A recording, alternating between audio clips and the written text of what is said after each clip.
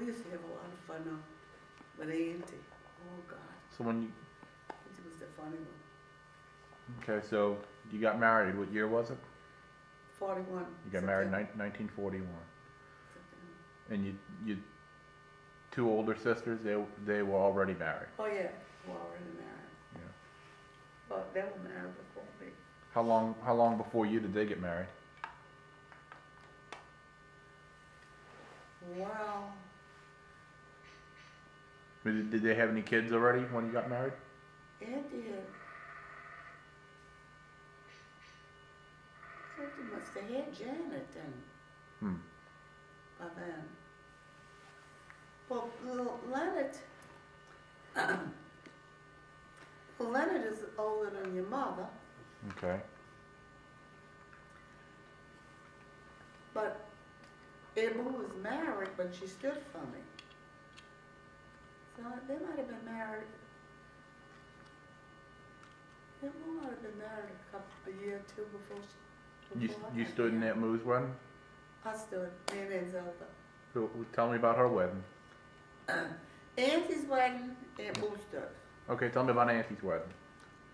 Auntie Do you remember got where? married in the house. Did you get married in the house? By priest. On on McShane Place? On McShane Place. Okay. Yeah. Because Bill was an Episcopalian. Okay. And, It was an Episcopalian wedding or no, she had a Catholic. Catholic wedding? No. But by candlelight. But the funny part was, the priest that married her, he was old and he couldn't see by the candlelight, so they had to light the lights. Okay. We laughed about that a lot. But she got married as a bride. Uncle Willie gave her away? Yeah. Gave Aunt Moo too. Okay. All of us. Yeah, we idolized Uncle Willie. Oh, yeah. Okay. I love my uncle. You remember anything else about the Auntie's wedding? Aunt Moo's wedding? Aunt Moo?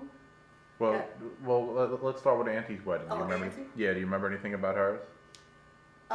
The reception and all was at the house. It was all at the house. She had a nice wedding and then she moved on Independence Street. Okay. She didn't stay there. She stayed there. I'm trying to think now, how long was it before they married before me? She stayed on Independence Street until I got married. Okay. And that's when her and I took the house on Piedmont Drive together. That she had the front half and I had the back. Where was that? It was on Piedmont Drive? Uh-huh. What was the address? Do you remember? Was it 40 or 2? 40 or 2, I think, Piedmont Okay. Drive. That was 2 blocks of Gentilly Boulevard. Okay. Because then Edna's house backed up by us. And I stayed there till after your mother was born. And then I moved 2 doors over. And Auntie stayed in the other house. Okay. Then she took the whole place because she was getting more children, you see. Then what about Aunt Moo's wedding? Aunt Moo, I stood and Zelda stood with Uncle Kermit. Mm-hmm. And Uncle Leonard's cousin, Tony Martin. And they got married at the cathedral. Did they? Uncle Leonard went every Sunday to Cathedral Church. Hmm. Every Sunday. Every Sunday. How did she meet Leonard? Leonard? Well, from the neighborhood. From the neighborhood? Uh-huh. You all just neighborhood kids grew up together? Yeah. Okay. Uh-huh. And Uncle Bob met Aunt Zelda through me, because she Okay. was a girlfriend of mine. She was your girlfriend? Okay. I met her through Vic Umont, which was a friend of your grandpa's. Mm-hmm. I met her on a carnival day. She was going with Vic Umont, and that's how I met her. And when I went to work for the telephone company, Aunt Zelda was working in Crais, behind the cookie counter. And I went in there and I told her, I said, Zel, why don't you go put your application in? And she did. And she went to work at the Walnut Exchange. I was at the Uptown Exchange. She went to work at the Walnut. And that's how she got in on the telephone company. Okay. So after that, when I was getting married, I took her, to stand in my wedding, and we were going to go have fit the dresses. I had no way to get to the dressmaker. So Uncle Bob at the time was sleeping, and she was acting crazy, not thinking anything of it. And she goes in there and she says, "Hey, Bob, take us." She had just been operated on, not just been, but she had had an operation. And she was kidding with it. She said, "Come on," she says, "take us to the dressmaker and I'll show you my incision." Playing with kidding. And he must have had an eye for it, because he got up and took us to the dressmaker. Huh. And that's how he started taking her out. Now, Uncle Stanley met Celie through Anthony Flashpool. And who was that? That was a friend of Uncle Stanley's. Okay. And Flashpool was dating Aunt Celie's sister, Jenny, and introduced Uncle Stanley to Aunt Celie. Because this Uncle Stanley was, I forgot the other girl Uncle Stanley was going with. I forgot her name. How old were they? Uncle Stanley didn't get married until he was 25, and Celie was 3 years younger than him. Well, how old were they when they met? I mean, did they go together a long time before getting Not married? as long as me and your grandpa. Okay. Not as kids. No, about a couple of years maybe. Okay. Not long, not too long. Your grandpa and I were about the longest, Yeah. but we went together 11 years. I was a little girl. Yeah. He used to take me to the show. You know how that goes. It was nice. But Uncle Stanley, Yeah. what about Uncle Stanley's wedding? Uncle Stanley's wedding was at she lived up in Carrollton, at a church up there, but I don't know the name of it. Okay. And they always lived with my mother and my aunt. Okay. Aunt Moo lived home a while, and Uncle Leonard. Uncle Bob lived home a while. Then they went on their own. Auntie lived home a while. I never did. After I got married, You moved. we moved. We didn't, but Aunt Celia and Uncle Stanley always stayed with my mother and my aunt. But of course, you know what Uncle Stanley had done during the war. He made a promise if he came back alive, he'd never leave my mother and my aunt, and he didn't. Well, when did he go to the war? When war broke out, Did he signed up? I think he signed up in the Navy. That was a sad deal for my mother. He saw plenty. He was in battle. He was in the Pacific, huh? Yeah. On a destroyer. You don't know which one, huh? U.S. Craven. Craven? I think he said that they blew it up after the war. After war, okay. U.S. Craven. Yeah, he came back deaf. He was in the service when your mother was born. How long was he over there?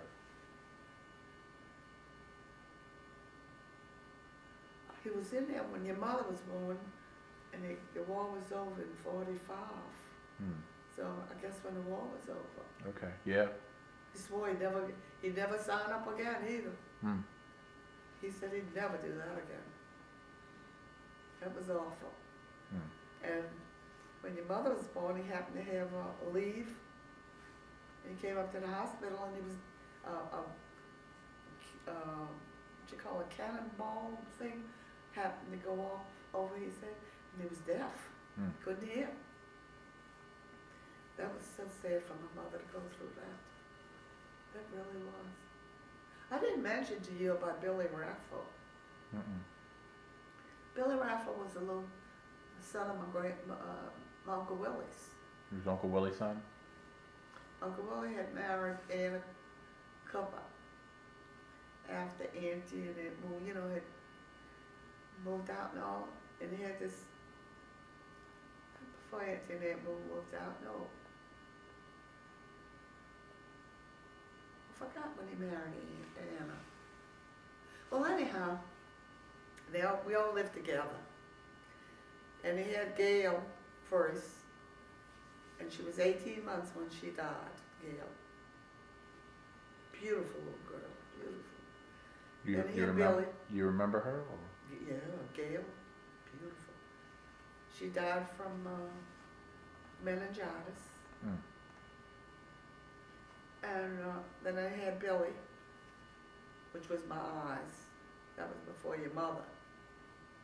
How much older were you? How old were you when he was born? I had to be in my teens. In your teens? Okay. I took Billy all over with me. Did you? And when I went to work, I used to dress him. Okay. Oh, yeah. I loved that boy. And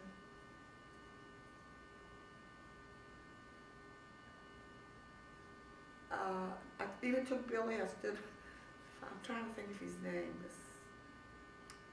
I can't think of this boy's name. He lived on Burgundy Street.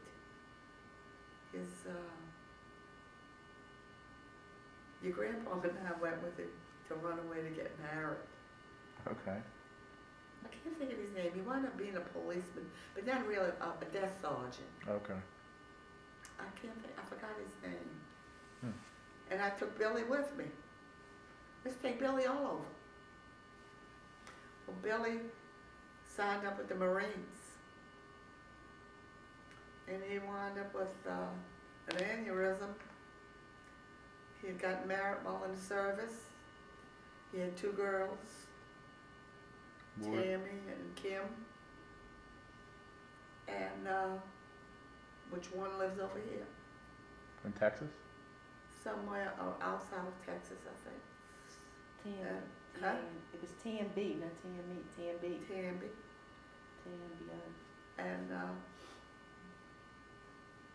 he had an aneurysm and he died. While he was in the service?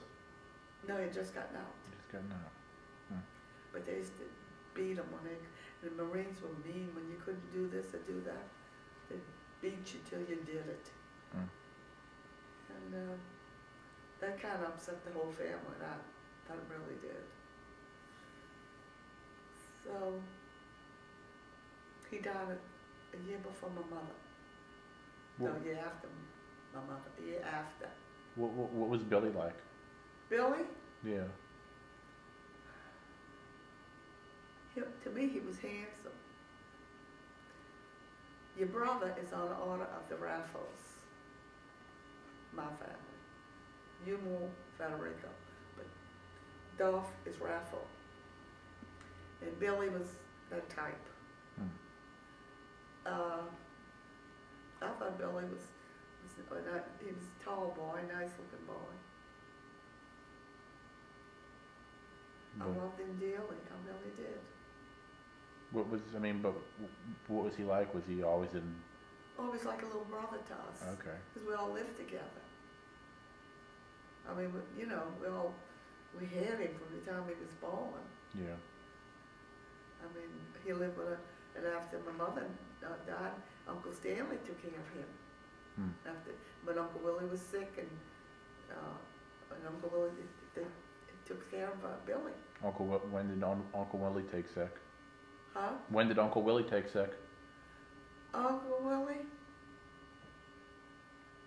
I mean, it was after you were married? Oh, yeah. Okay. Oh, yeah. Uncle Willie took sick.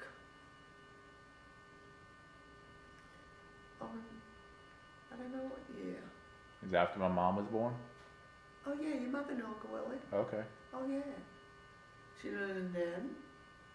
She knew them all. She didn't know Uncle Vincent, because I was 9 years old. But Yeah. she knew, oh, yeah, she knew Uncle Willie.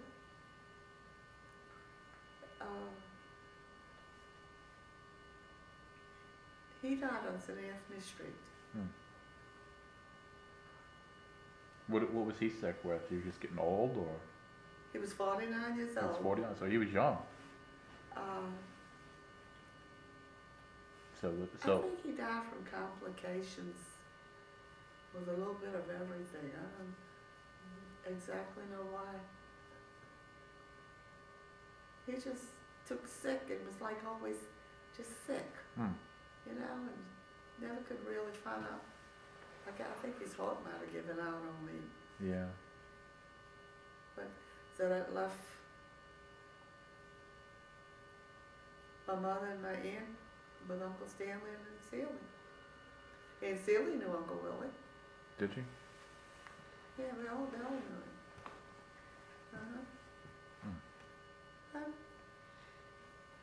So. Well, all in all, I mean, everybody has problems, every family has struggles, but I had a nice family, I really did. I enjoyed my family. And I'd like to do it all over again, with all the hardships. I really would.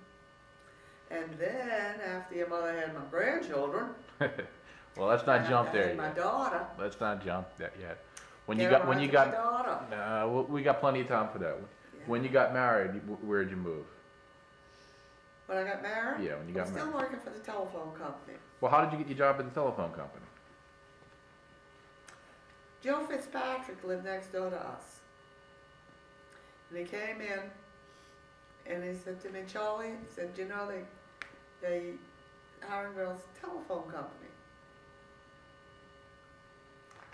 So I didn't know where the telephone company was. So I mentioned it to your grandpa. He was my boyfriend. And I told him about I was going to go put an application at the telephone company. So he said, he took me. We went in a streetcar. Joe did? We went on Poydras Street. And I Joe filled out. didn't, my daddy did. Oh, okay. Huh? What? Daddy took Who- it. That's what I said, his grandpa. Okay. Oh, what I said? No, Skipper asked you if Joe did, and you said yes. If who did? Joe Who's Joe? Fitzpatrick. Oh, no. No, not Joe. No. No.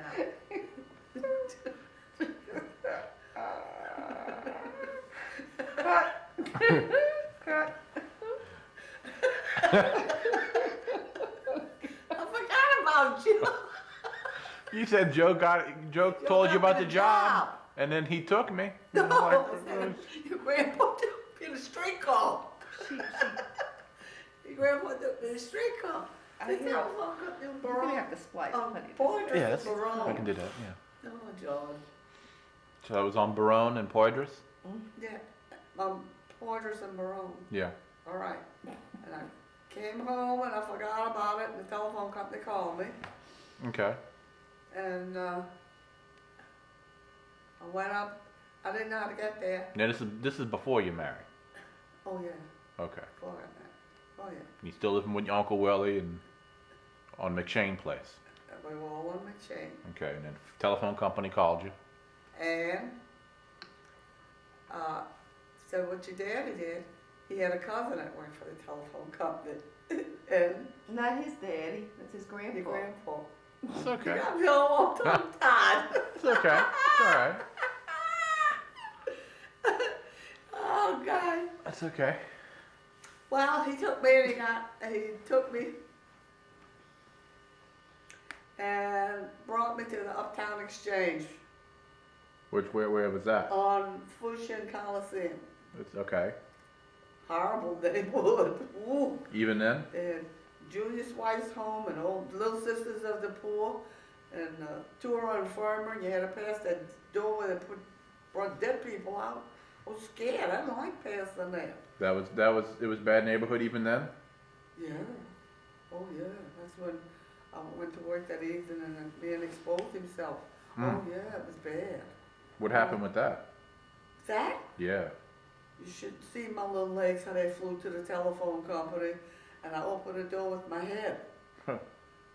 You see they had a thing on the door, a buzzer on the door. Mm-hmm. Boy, did I open the door with my head, the supervisor come flying down. As a matter, I was crying.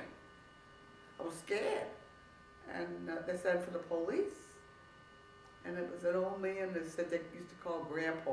They called him because they used an older telephone operator as bait. Mm. and I wasn't able to do it. I Yeah. was too young, I panicked. And they used her as bait, and she was in their party, Grandpa, Okay. So when you went to work, what office were you working in? Uptown Exchange. And you were working in the Uptown Exchange. Yeah, And how long did you work there? 8 years. 8 years. What did you do there? Telephone operator. Number, please. So how did that work? Oh, I see some on television right now. You had a headset put on, Mm-hmm. and then you put this strap around your neck and hooked your horn on you. Mm-hmm. And of course you had your plug in your hand as you plug in the board. And you get in on one side, out the other, in a high school. No air conditioning, big fans. Mm. They'd open the doors. It was all women? Huh? It was all women? All women, yeah. One right after the other. Yeah. Or allowed to use perfume, or have long nails. Very strict with us. Couldn't cross our legs. Hmm. They do like this and cross your legs, you know. Very, very strict with us. Very strict. Because couldn't wear your hair in kind of fancy hairdo because it would distract the adjacent operator. Huh. And you just said, number please. Well, how'd you know where to connect them? Well, they teach you. Hmm. 3 weeks training. 3 weeks training?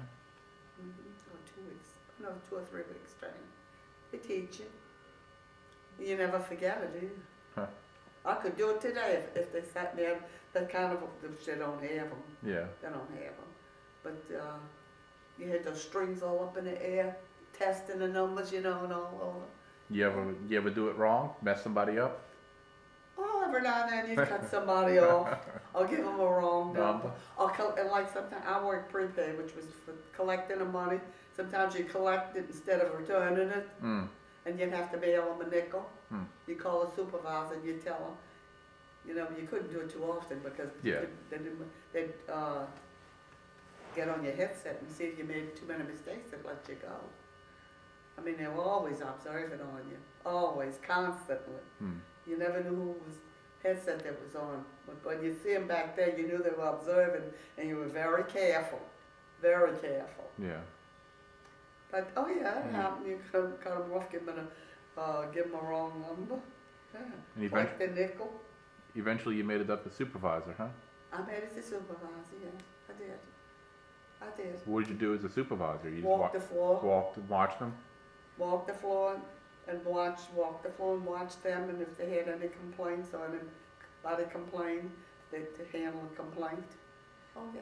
I did peg counting, which is you collect and you punch a button for every call that comes in, but you couldn't do it before you heard a voice, and you couldn't do it after they gave you the number. You had to punch that button while they were giving you the number, and that was called peg count. And I sat at the desk to check on the operators to see that they were doing it right. Yeah.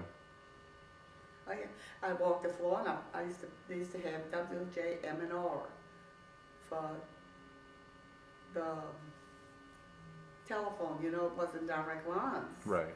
Some had direct lines, but a lot of them had party lines. It was WJM&R, and you have to paint the little round hole with a little red paint to see if it was a working number, if it wasn't working. And I used to walk the floor doing that. Hmm. It was a nice job. It was a good, clean job. I mean, Did it change much while you were there? Did I what? Did it change much? Did they put any new equipment or anything while you were there? No, after they took that out, that's when all the computers, everything came in. But during that 8 years, it pretty much stayed the same? It stayed the same. Mm-hmm. Okay. Stayed the same. That was from 1935 or 36. Hmm. Stayed the same. How much did you get paid? Very little. I Even started then? at $10 a week. Was that little even then? $10 a week, and came home and gave my mother half. That wasn't much money even then, or? No. It was plenty of money then. Yeah, I say it was money then. Okay. And then when you worked on Saturday and Sunday, which was every second week, got differential. And if you worked after 10 o'clock at night, you got an extra $1. More or less, I worked till 10:30, 11 o'clock all the time. And it kind of brought it up, then it raised it to $13. And by the time I left, I was making $36 or something like that, that's all. Well, okay. Not too much, Okay. too much, not too much at all. But of course, at that time, you could buy shoes for $5. The car fare was what, 14 cents? 7 cents to go and 7 cents to come home. Yeah. And then we had a cafeteria in the telephone company, and it wasn't expensive at all. So, I mean, it was not, it wouldn't have a lot, but you didn't expect a lot either. Yeah. I mean, people couldn't get by on it today, the way the world is, where you live today. Okay, so you were working at the phone company, and then you got married, I got married while I was at the phone company. and then from there you moved out of your Uncle Willie's house. I got married, I moved on Piedmont Drive. You moved on Piedmont Drive. And where was Piedmont Drive? Is where? Gentilly, In Gentilly. a block and a half off of Gentilly Boulevard. Okay. Okay. What was the address on Piedmont? 4002, I think. 4002. Okay. And how long you live on Piedmont? Till your mother was 10 years old. Okay. What was that house like? I didn't live at 4002 until I was 10. I lived at 4010.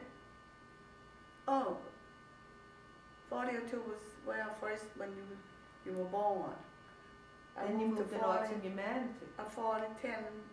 Then you moved on Arts and Humanity. Huh? Then you moved on Arts and Oh, I Humanity. stayed there bare 6 months. Okay, but the 6 house on Piedmont, y'all were Because buying they that sold house? the house. You were buying that house, or No. you were renting? It was during the war. I mean, they were evicted, but anybody would buy a house, they put you out. And you had to go move someplace else, and if they wanted that house, they'd want you to get out of it. So, Miramon was building a house in Arts and Humanity. And your mother must have been about 3 years old.